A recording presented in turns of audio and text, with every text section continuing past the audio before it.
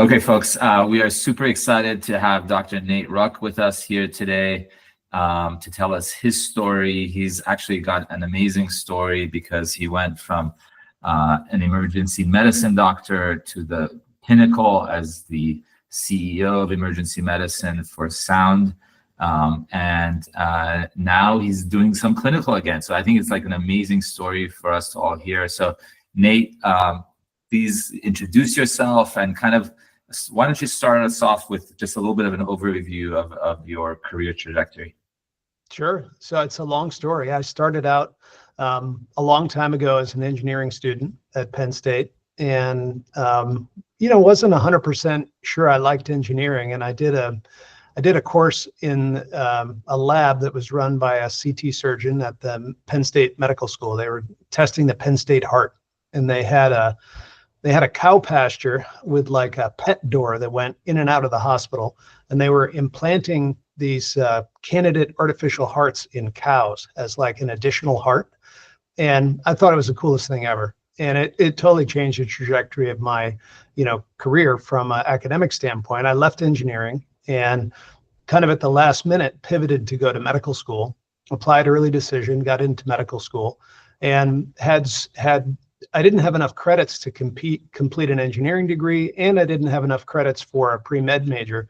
So I had to go beg the dean to give me I just have a bachelor's of science. I didn't qualify for any degree, but I'd already gotten into medical school, early decision. So that's kind of how things started. I got into medical school and kind of went through the same decision tree that everybody goes through. You basically have three decisions to make, right? Do you want to, touch patients or not? You could be a pathologist or a radiologist or, a psychiatrist. Do you want to do procedures or not? And then the final thing is kind of how much lifestyle pain are you willing to give up to medicine, because it will take as much as you're willing to give. And for me, I knew I wanted to talk to people. I knew I wanted to do things to them, but I wasn't willing to undergo the lifestyle trade-offs that you have to undergo to be, a cardiothoracic surgeon or something like that. And that led me to emergency medicine. And, emergency medicine, when I did it, was a little different than it is today. It was, super competitive and was kind of stressful to get a spot and, to figure out where I was going. I ended up, doing residency and just loved it, and went into clinical practice. My initial practice was a tiny hospital called Auburn Regional Medical Center outside Seattle. It's a single hospital Democratic group.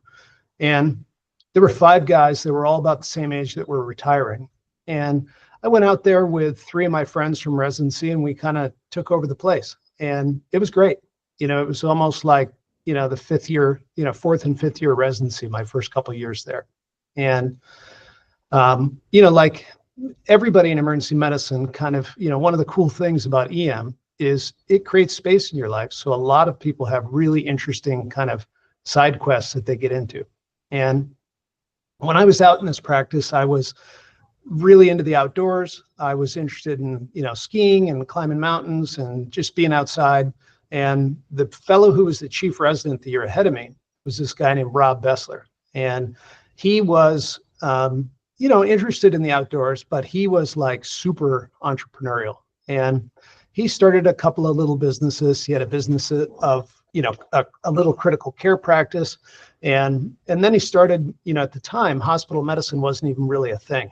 And he, started a hospital medicine practice to try to solve the problems of admitting patients at the hospital we worked at. We were admitting to docs that were, running an office practice and were, just not super engaged in taking care of patients in the hospital. Their quality was kind of all over the map.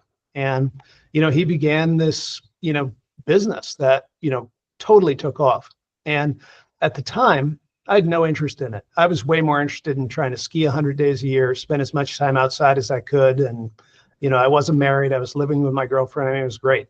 And then I got married, had a child, and, kind of heard the call of family. My wife's mother got sick, and I moved from, the West Coast back to the East Coast, where I'd kind of gone to high school and grown up. And I thought I would live in the East Coast for like a year or two. while we helped my wife's mother through an illness. And, that's 20 years ago. I'm still on the East Coast now. So, my chairman in residency had something he called the mother-in-law rule or the father-in-law rule. And if a man moves to the town where his mother-in-law lives, he's highly unlikely to leave. And he felt that this was like, an axiom that's like similar to gravity. It's basically never violated. So, and I'm an example of that. So anyway, I was looking for a job. I knew one of the great things about EM is that it's totally portable, right? You don't have employees, you don't have an office. It's like you can move wherever you want to move. So I moved back to the East Coast and ended up, taking a job with a big corporation, with Team Health. It was like the exact opposite of what I left. And in my mind, I thought, I'll work for Team Health for like 10 minutes while I find another good, Democratic group, but it's going to take me a while to figure out the politics, figure out the lay of the land, and ended up taking a job with Team Health as the assistant medical director at, I was like 95% clinical, 5% admin. And, it was really another turning point for me. The admin part I really enjoyed. I kind of got interested in this idea of, when you're delivering care at the bedside, it's like one-to-one, right? You're seeing, you impact the life of the patient right in front of you, but you're not really impacting like the system of care, kind of what's happening more broadly.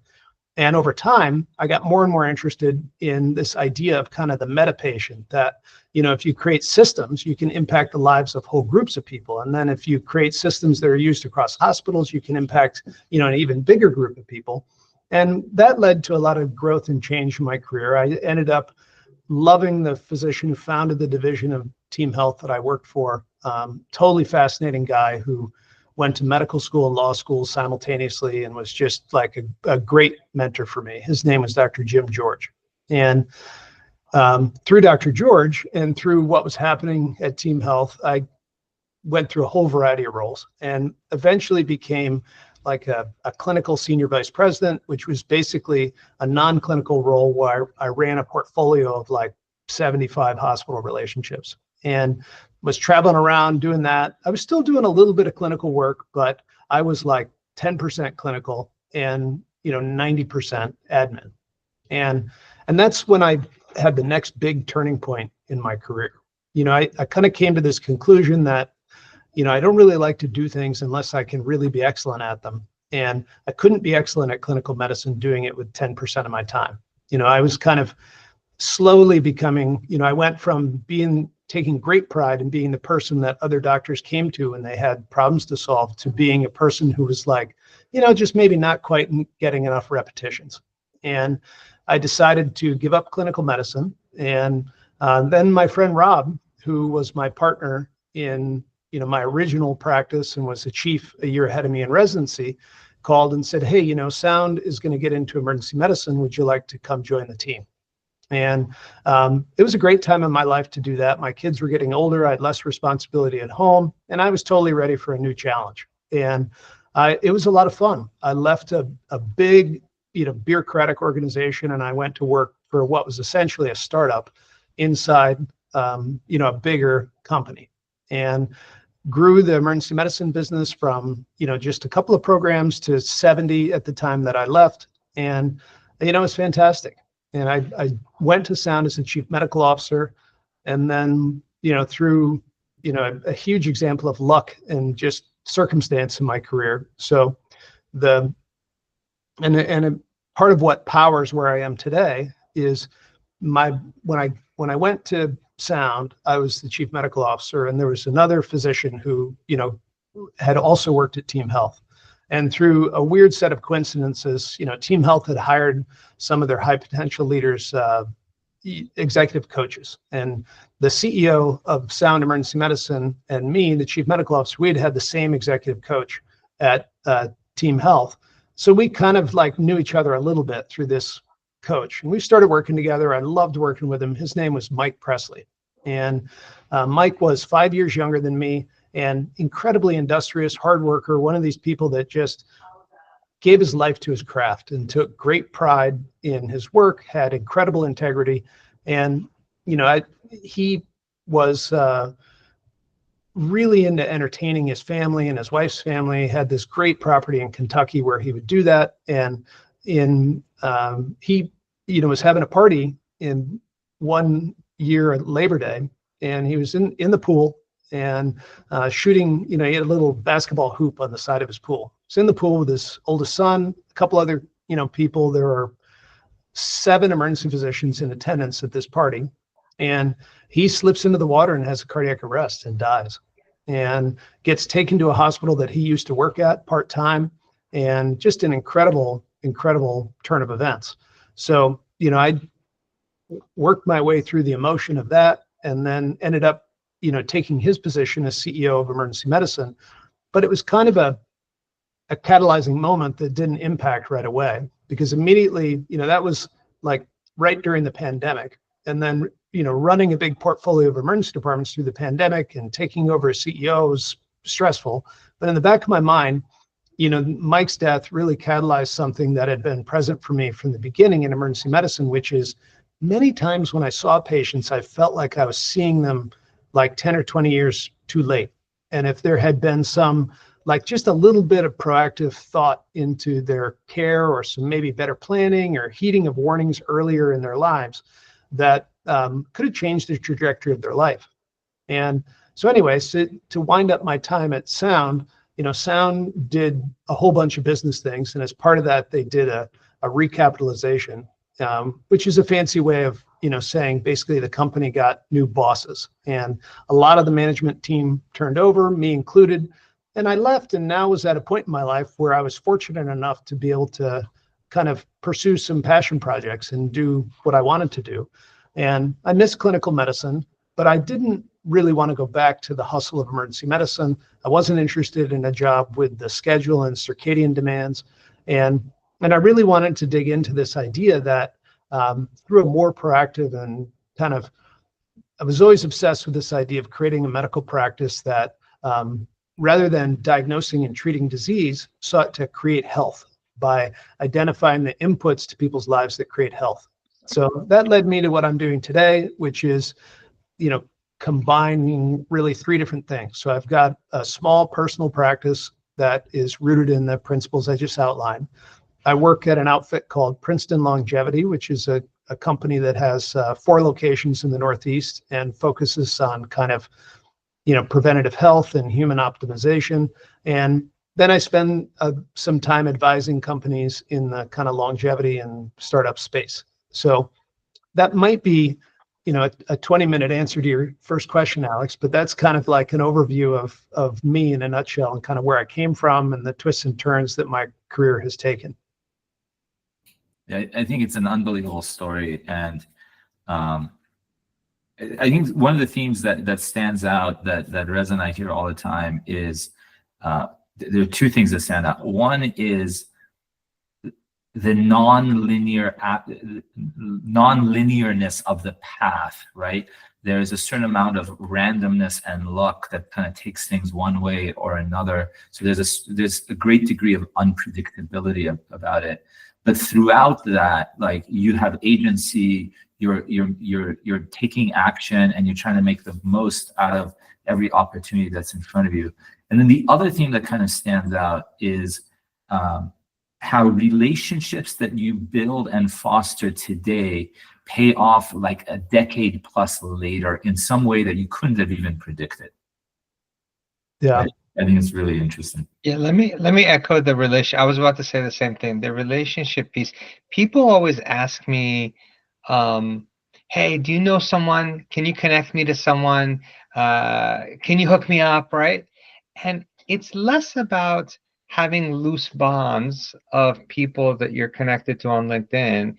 It's more about if you've been in the trenches with somebody in your day job, and they have respect for you and what you do, in the long run, that's what's going to lead to all the other things, right? Like if you were looking,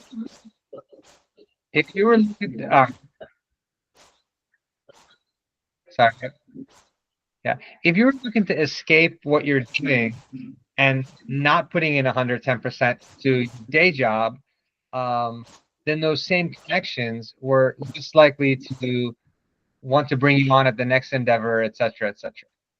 Yeah. I think so often people don't, when you feel stuck or you're in a professional situation that's just really difficult, I think a lot of times you fail to appreciate how transient stages of life are. And if you talk to anyone who's had a really long career, it's really a rare exception is a person who stays at the same thing the whole time. Almost always there are just seasons, and those seasons happen kind of slowly and then all at once.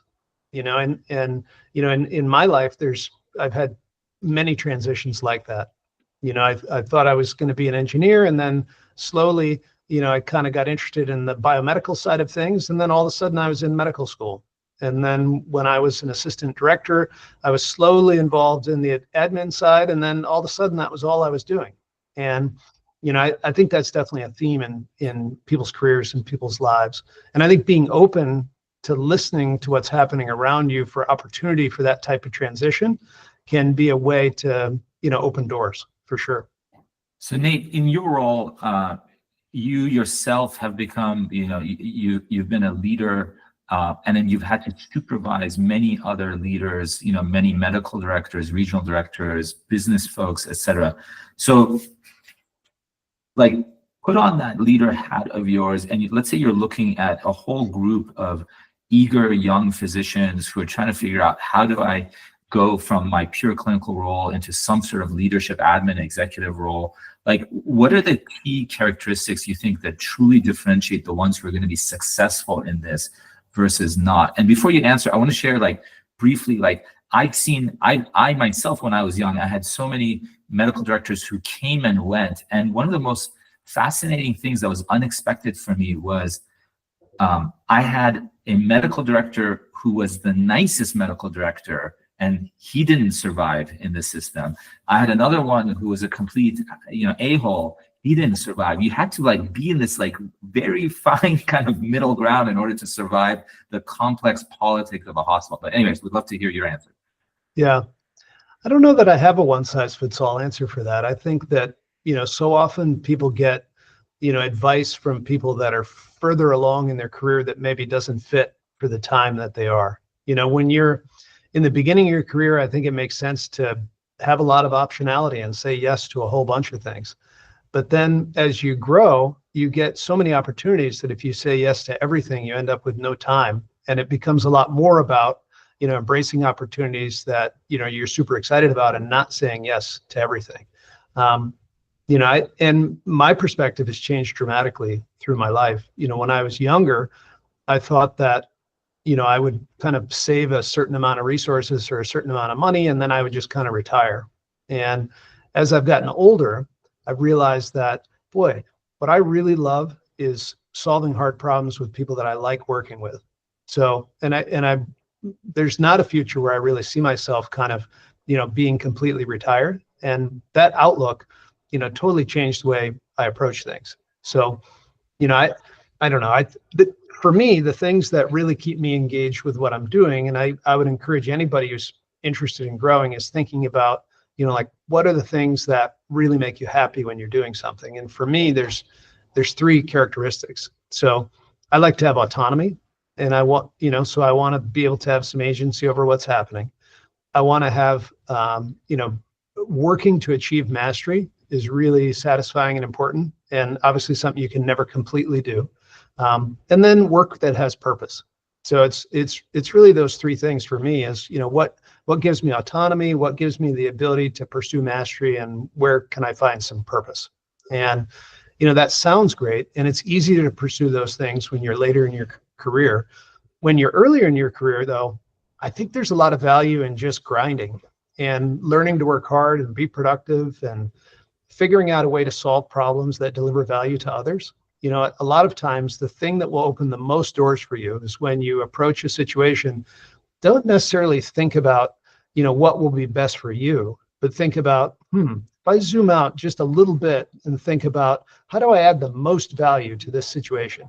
What's the thing that I can do that will add the most value? And then you do that. If you do that consistently, you will open a lot of doors for yourself. Hey, Nate, thank you for that. One of the things I always used to say when I was an early medical director, I always felt my primary team was the people below me, right? Like I'm serving, like I'm a servant leader. And then as I moved up the ranks, for better or worse, my primary team was the people above me and helping the organization as opposed to the frontline um, teammate, clinical teammate. Did you have any sort of a similar transition, and how do you navigate that? Because we're all docs, we all want the best for the frontline folks, but ultimately, as your responsibilities grow, you have to balance what's best for the one versus what's best for the organization. So, any stories or anecdotes in kind of that space? Yeah, the way I think about that is you want to have three groups of people. You've got multiple stakeholders, right? You've got the patients, you've got the clinical care team, and then you've got, the hospital administration, and then maybe you've got the, the corporation that you work for. So you sometimes get in this situation where, you probably are doing the best job if three of those four are just slightly angry with you, right? Like you don't want the company to be totally satisfied with you because, sometimes companies develop motives that maybe they're not super patient centric. Maybe they're not exactly aligned with what allows doctors to deliver the best practices. And then, the hospitals are the same, right? And a lot of times the goals of the hospital won't be, perfectly aligned with the goals of the company. And then physicians, are, I really believe, your physician team, your patients are never going to be happier than your physician team or your clinical care team. So you need to take care of those folks, but that can be taken to extreme. And you need to learn how to, set limits. So I think if all three of those groups are a little bit dissatisfied with you, you probably will do the best job serving your patients. So it's interesting. And I think the further you get away from the front line, the easier it is to stray from that kind of prime directive because you're just not, close enough to what's happening at the bedside. And is that a good thing? Like I always go back to that, is that I can make a more balanced decision, but there's a part of me that feels a little bad about being too far removed from the front lines, right? Yeah. Yeah, it's been interesting. For me, I've kind of come full circle, right? I went from being a pit doc to, being a CEO, and now I'm back to, and some of my week is kind of spent doing frontline care again. So it's been really interesting. I think it's, I think you're right. You get pulled in directions as your altitude and organizations change. And sometimes the degree to which you were pulled in a direction is only obvious when you're doing something else later. It's just not you don't realize what's happening around you until you're out of it.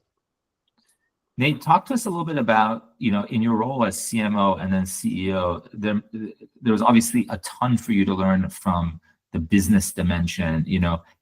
What was your approach to learning everything you needed to learn? I love to learn new stuff and to be challenged. So honestly, it was a lot of fun for me.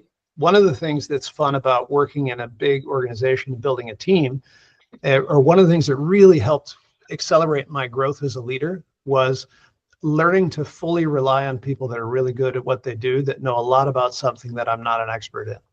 So that's like a key skill that, you don't necessarily learn a whole lot of that in medical school. You're taught like you need to kind of like know everything, and maybe you can, phone a friend with a specialist, but, MD is supposed to stand for makes decisions, and that you should be able to make your decisions, on your own.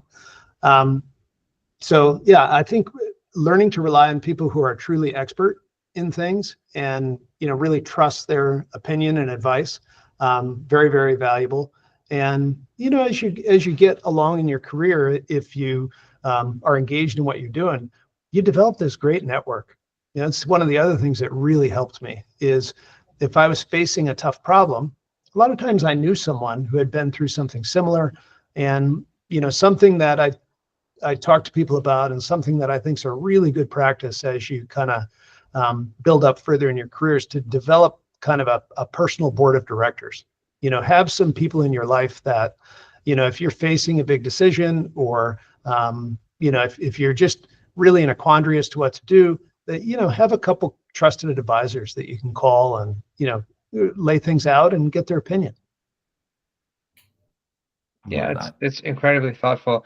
I think about some of the folks that we're interviewing for this series have had more individual leadership roles, but you've also been over a large amount of physicians. So tell me about and any interesting stories about human capital management, someone that you had to exit for some reason, without mentioning names. How do you navigate that space for the first time, right? The first time you had to fire one of your medical directors for some reason. Any stories to tell there? Lots.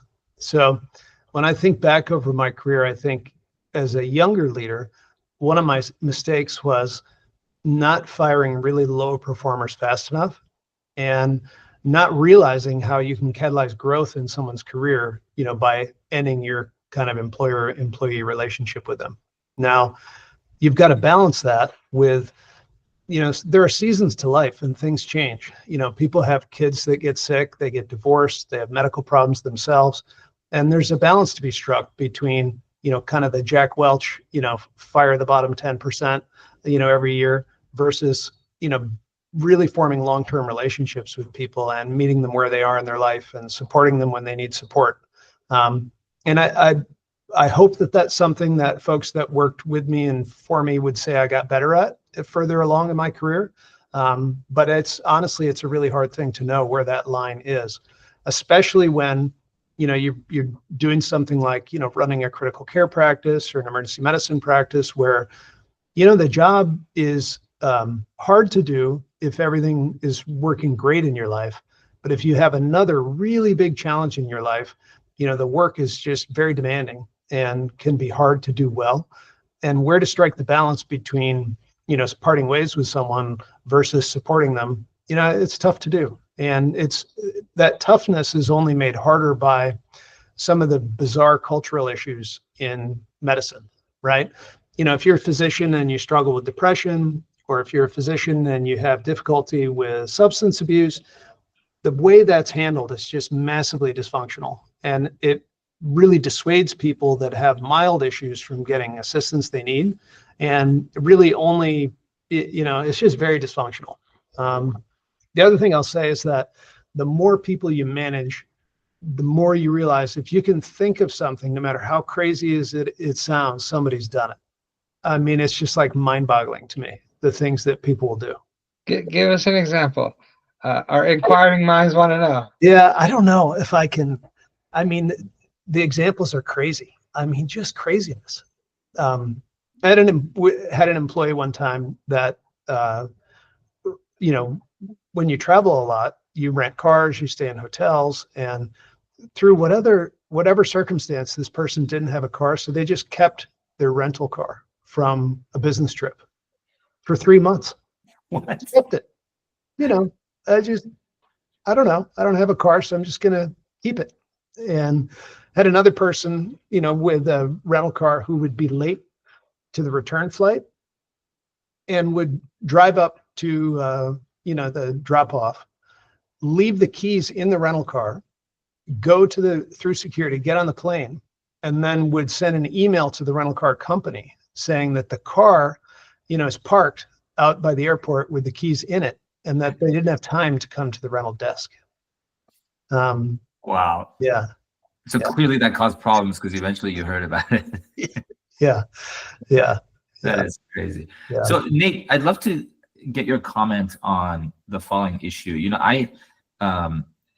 Since we started building this program, I've had more and more physicians coming to me saying, help me, I'm burnt out.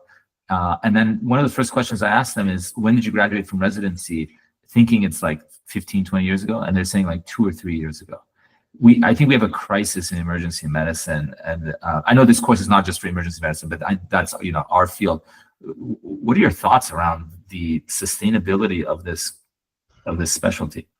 I think you got to be really mindful that, in medicine, there's a lot of delayed gratification. And when you come out of residency, often you think you're kind of, you're at the pot of gold at the end of the rainbow. And I think one of the things that really drives burnout in physicians is massive expansion of lifestyle and expenses. At the same time, income grows. And then you end up in a situation where, you're forced to work 16 shifts a month or whatever it is to pay your obligations. You've got student loans. And if you had just delayed gratification a little bit and kept your lifestyle lean and had more in the way of financial cushion, you wouldn't be forced to work as much. And you could have more time to do things that kind of recharge and renew you rather than, facing a whole bunch of work. And yeah, I think that's a dynamic that I've seen a lot of. I also think that there's been a seismic shift in the way younger people approach work. And I think a lot of it, to be honest, is probably healthy. They saw their older parents get, burned out, get divorced, die young after giving decades to their career. And, they want more balance, and they don't really, want to be, working 80 hours a week. And I think there's probably, like many things, a pendulum that, swings from one side to the other. And that maybe we're at, one extreme of that now from a, young physician standpoint. But some of that change is healthy. I know that, I think the three of us are on the side where we all trained before the laws changed. I remember doing every other night call for, 59 days in a row. I mean, it's not good for you. And so I think there's some healthiness to it. Yeah, I don't know. I don't know that I fully understand the burnout in people when they're so earlier in their career. I do know there are people that even in training, in their heart of hearts, they know that they're kind of doing the wrong thing. But at that point, you have so much invested in it that it's very hard to do anything about it. And then you finish, you get a job, and now you really feel trapped because you've got these student loans, you've got this credential that you need to work under. And yeah, it's a tough situation. I think the thing to think about if you're in that situation and you're listening to this is that, a lot of phases in life are transient, and that, keep working on forming relationships and getting doors open, and you'll probably find a transition, in your life. If you look at, not to pick on emergency medicine, but if you just look at the life cycle of emergency medicine, how long people practice clinical emergency medicine, there's kind of a bimodal, distribution. There are people that go into training and immediately kind of realize, like, holy cow, I cannot do this. And those people quickly transition into something else. And then there's another big peak in kind of the early 40s, kind of mid and late 40s of people leaving emergency medicine and doing other things. So Reza and I often talk about, and we have noticed how often the great opportunities in our careers came from a personal relationship or connection.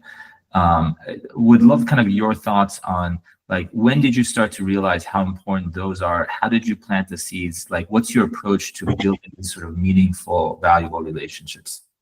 I think it's one of those things where it's like trying to get a really good night's sleep. The more you pursue it, the more elusive it'll become. Like, I think you just got to be authentic and be yourself and hang out with people that are like-minded. I don't know that, like, networking tactics or, like, I don't know if that's really a successful thing. I think it's like, yeah, it's like trying to be happy or trying to sleep 8 hours. Like, the more you pursue it, the harder it's going to be. So I think just relax, be authentic, and follow your, the whole idea of following your passion is controversial for sure. And I think many people that say follow your passion are already successful at something and are in the fortunate position where they can say that rather than, having to do things that they don't necessarily want to do. But when it comes to, ultimately, if you're going to do something for a really long time, you probably ought to find some enjoyment in it. So, yeah. I agree with you, but I will add, Reza taught me something really valuable in this practice, and that was he had made the habit, and I think he learned this from somebody else, of like blocking off 30 minutes every Friday where on his calendar, where he would actually that would be his moment to pause and think about what he was grateful for and who he was grateful for, and he would write them little messages of appreciation. And I thought that was like such a great practice. Yeah, my whole time as a leader, I would always do that. So I think having an intentional kind of gratitude and recognition practice is a super valuable thing. You know, I'm a big writer and journaler, and most mornings, you know, I do a little kind of 3-minute, you know, journal routine that includes, you know, writing down things that I'm grateful for. But then as a leader, I would always, you know, a couple times a week, I would send handwritten notes to people that I worked with that had done, you know, something that was exceptional or had, you know, filled an open shift. Or I think it's a super valuable thing. One thing that sprang to mind while you're talking about networking is, one thing that definitely can help is to be the person that reaches out and makes the connection.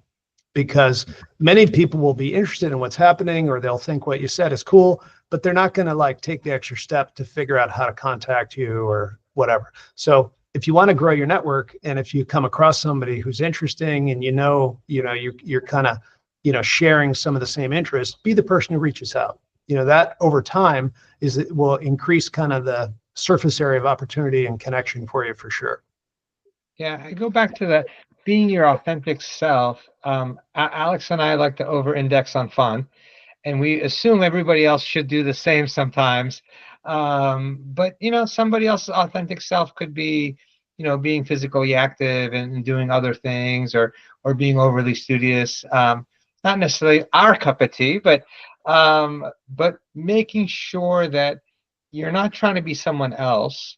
And last but not least, don't live too far from your mother-in-law. You know, like that's the only other thing that's you know, we both do. Alex and I live relatively close to our mother-in-laws, and it's made a world of difference in our lives.